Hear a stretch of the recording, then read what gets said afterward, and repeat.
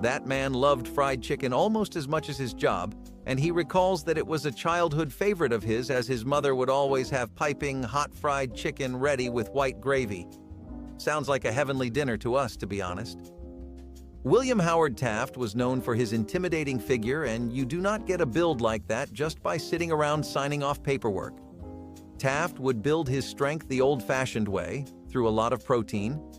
One of his best sources of it were these 12-ounce steaks that he would religiously eat every day, and if you manage to stomach that diet for a week, you'll know just how much of a bulk we are talking about here. Woodrow Wilson loved Virginia ham just as much as some other presidents here, and he was especially fond of having his fried and cut up into strips.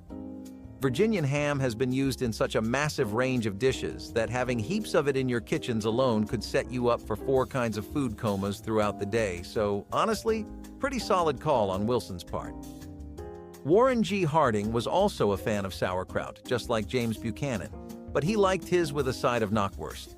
He would famously introduce all of the attendees at his parties and feasts to this dish and get them on the bandwagon. A dish must be pretty good to have a US president doing free promo for it. At least we hope it is.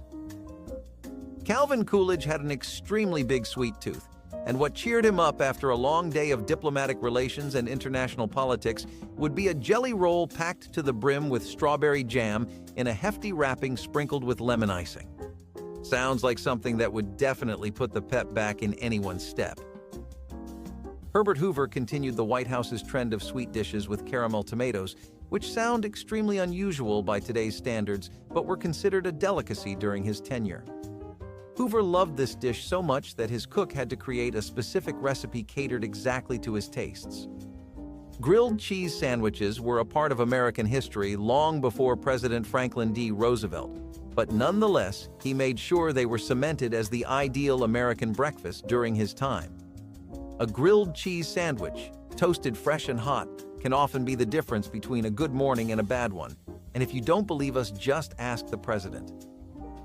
Harry S. Truman was one president who had a peculiar choice for afternoon meals, often opting for a plate of cornbread with sorghum instead of the fine 5-star delicacies the White House kitchens had to offer.